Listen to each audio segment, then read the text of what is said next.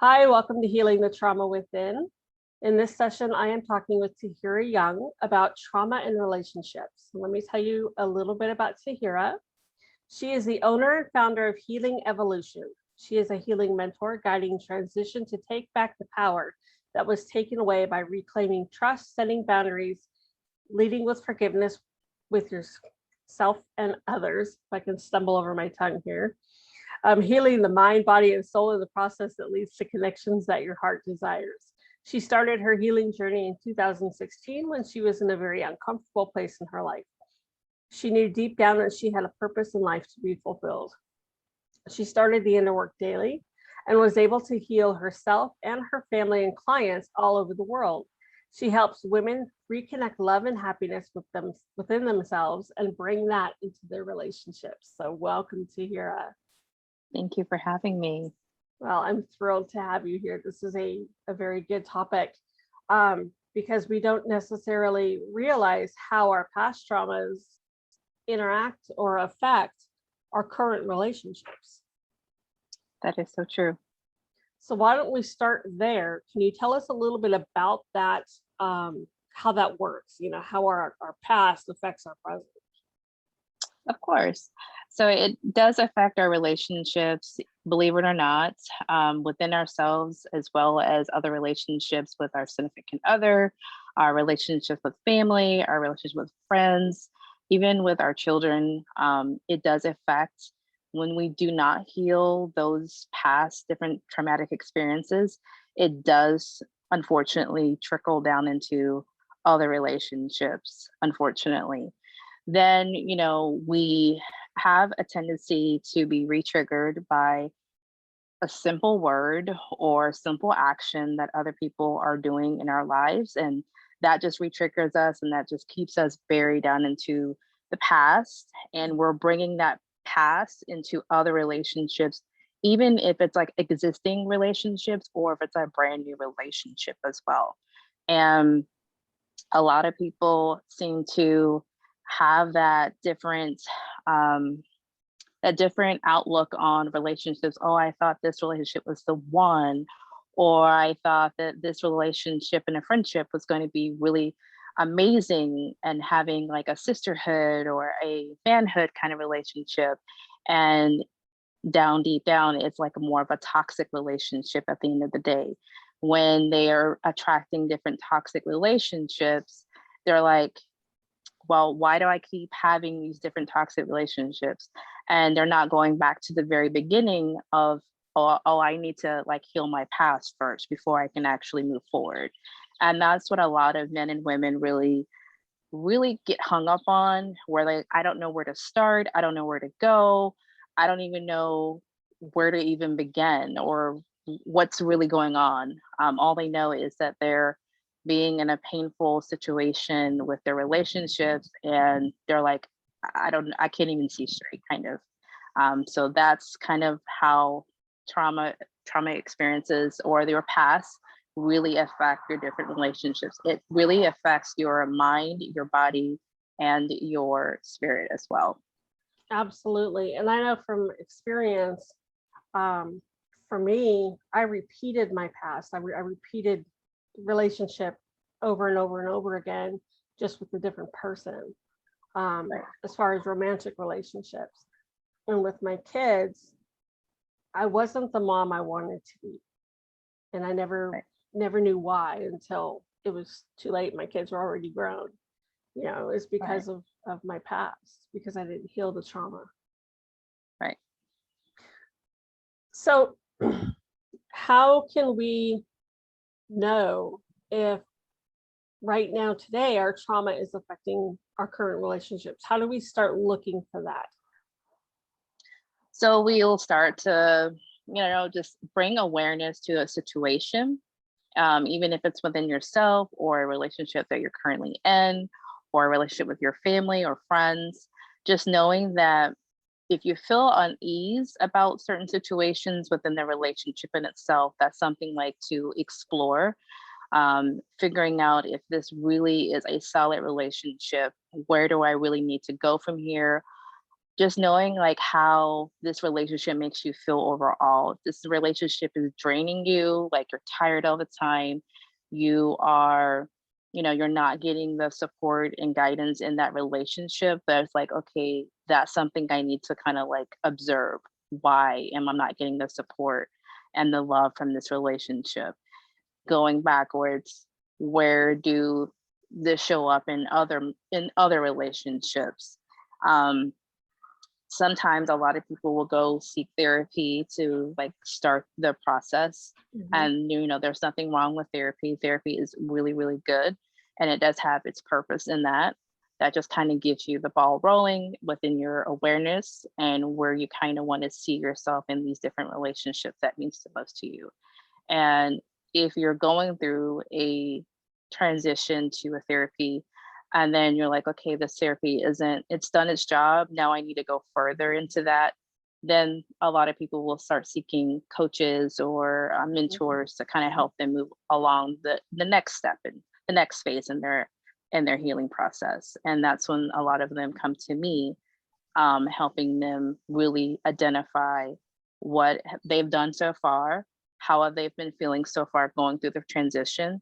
And then I kind of pick them up where they're at, meet them where they're at, and really start to really gauge on what's the next step for them. What is their biggest goal of overall at the end of the session? Well, not just the session, but the end of the time, and really help them really get to that goal that they're wanting for themselves and within their relationships as well. Right. I think we get to a point in our healing journey where we need to start looking at all of our relationships. And I think we start weeding out those that no longer benefit us. Maybe they're toxic, or, they just no longer serve us. So, we get to that point when we start weeding them out. But what about the relationships that we keep? How can we, how do we, move forward in them? Do we tell them, hey, I'm doing this healing journey, and I'm sorry for everything I've done in the past, or how do we really strengthen those current relationships that we keep? So that's a very good question. So the relationship that you guys end up keeping, it would be just to communicate, be open and honest and trustworthy in that relationship. The relationship that you end up keeping, it has gone through ups and downs throughout the years or however long the relationship has been existing. But just knowing that just communicate fully and say, hey, I'm on this healing journey. And if you need support from that existing relationship that you're keeping, then definitely ask for that. There's no shame, there's no harm in asking for that extra support to help you move that relationship forward. And if there's something that you're needing in that relationship, definitely ask for it. Just being open about it. And if there's something that relationship is not giving you, or if you feel like you can't be open just yet, that's not a problem. Then definitely have a support system on the other side of things to help you move along with the communication skills and then in those relationships that you're wanting to keep. Do you think if you can't be open and honest in a relationship, that it's a relationship worth keeping? I mean, and I'm talking not necessarily like with friends, or not with family perhaps, but with your friends, with your significant other. If you can't be truly open in who you are, is that really a solid relationship? No, it's not a really solid relationship. I would, in my personal opinion, I think it's more of a, if you can't be open with the person that you're wanting to keep, then I would evaluate, well, why can't you be open with that person? There must be something that's happened in the past, a communication style that may have not worked in the past. I would figure out why that is. And then once you kind of figure that out, make a determination if that relationship is even worth keeping after that.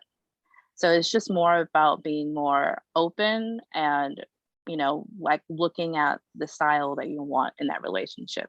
Not all relationship that you want to keep, you're going to keep.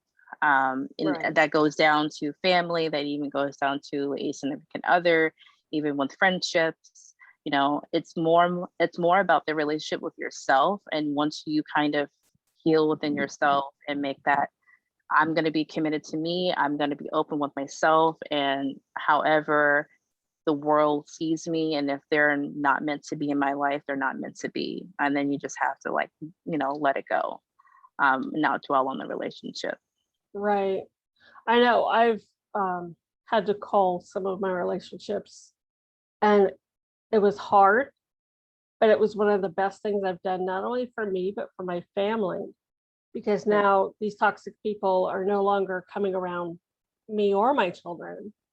Um, Right. and so it really has kind of changed my mental health a lot. I'm not as stressed.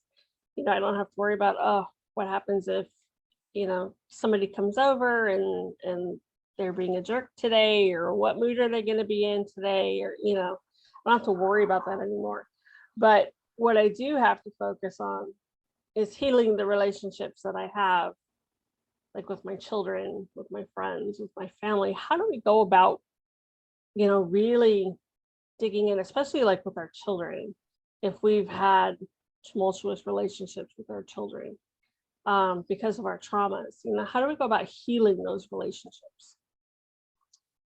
That's a very good question as well. So that's a really good question. And I am a mom as well. I'm a mom of three, and I have three young kids, and I have my own traumatic experiences that I've done. And this is how I tell everybody this is the process I've done. And a little process, it looks a little different for everybody, but at the end of the day, it's the same result. So I would definitely, speak to, if you have more than one, speak to your child individually, be open and honest about like how they're feeling with their relationship with you, and how do you want to see that relationship with your child going forward. Apologizing, like, hey, I wasn't the best person, as you were growing up. I was going through a couple things that I was trying to figure out for myself, and now I figured that out. Now I'm a very happy person to be around, and I want to be able to share that with you and love you unconditionally and be happy with you, with our relationship. And I want to be able to see this relationship grow.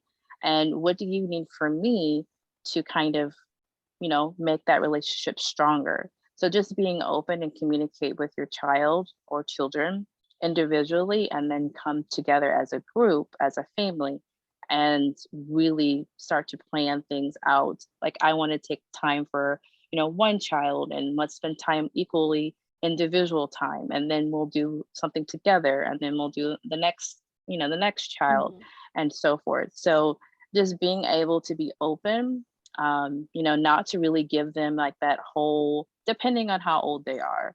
If you want to spell out the whole, traumatic experience that you've gone through, then, at that time, if they're old enough to understand, then definitely share that if you choose to. But if they're young, just be very gentle how you communicate with that. Because sometimes a lot of children will resent you for, like, you spilled all this stuff on me and I'm not Right. understanding. Yeah, they're not your confidant. They're Right. not your and I know a lot of trauma survivors tend to use their children as confidants, their go-to person. You know, Right. I did with my oldest. I didn't know any better. We grew up together. I was 19 when I had Right. her. So we grew up together. Um, she's one of my best friends now, but we had our ups and downs for sure. And but yeah, I like what you say about, just being open and honest and communicative with them at their level, Right. depending on what age they are. I like that. Right. Yes. Go ahead. Were you going to say something? Oh no, I was just saying that I really like that presence, Mhm. of being able to communicate with the children, at their level, because at the end of the day, they're not going to remember half the things that you say anyway. Um, and then if they do, it's like it's going to be a traumatic for them. But just trusting the process that you're going to be able to heal that relationship, as the time progresses. So there Right. isn't a rush for this process. It takes time. Take it one day at a time, one step at a time, to be able to like amend that relationship with your child. And remember, it takes more than just words, it takes actions too. So Yes. things will change and things will heal, and as you change and heal and your Right. actions change. Right. When I went from being a yeller and a screamer to being calmer and talking to my kids like they were actual people, our relationship changed immensely. Right. So that really does make a big difference, in your behavior makes a huge difference in your relationships. Before we wrap up, let's talk about the flip side of it, and that is getting rid of people. How do Yes. we go about? I mean, you can't really necessarily go up to somebody and say, hey, you know, I know we've been friends for 20 years, but you're really super toxic. So I'm going to have to let you go. You can't really Right. do that. I mean, I guess you Right. could, but it probably wouldn't be the greatest thing to do. So how do we Right. cull those people from our lives? That's a very good question. So this is what I have done in the past, and this is something that I definitely recommend for anyone who has experienced toxic relationships and you want to release them. So I normally would say, if you don't want to do it face to face, that's totally fine. Do whatever you feel is comfortable to you. That's not going to give you like, anxiety or any type of mental health issues. I would definitely recommend to writing a letter in full detail if you choose, and definitely write this letter. Write this letter in full detail. And then if you choose to send it to them in the mail, or if you decide to just give it to them and then they can read it on their own time. If they choose to respond to you within a phone call or write you back, that's no problem. At least you're able to like release that relationship from your mind and your body and in your spirit. You're releasing them and saying, hey, it's been a great ride. I've noticed that, I've outgrown you, and it's okay to outgrow your friends, your family, your significant other. It's okay to leave those toxic relationships. You've outgrown them, and letting them know that, this is a good ride, but now I'm gonna have to say goodbye. And I wish you well. And you just leave it at that. There's no explanation that you need to give after that. There's nothing else. And there's another phone call or another letter that you need to write after that. So just giving like a one long page, however you choose to do it. You can do a short letter, you can do it in details, and really let everything out. And you're releasing it by sending it to them. I like that idea. That's a lot more gentle than going up to them Yes. and just saying, hey, you're out. um, Right. I'm benching you. um, well, this has been fantastic, Taheera. Thank you so much. You're This is a very really welcome. important topic because we have so many relationships in our lives, not just with a romantic partner, but friends, family, children, coworkers, all of that. And Right. learning how our trauma can affect that is really going to make a big difference on the lives of our listeners. Yes, So definitely. that's fantastic. Thank you for coming on. Thank Listeners, you thank for you having for, me. you're so welcome. Listeners, thank you for joining us, and we will talk to you in one of the next sessions.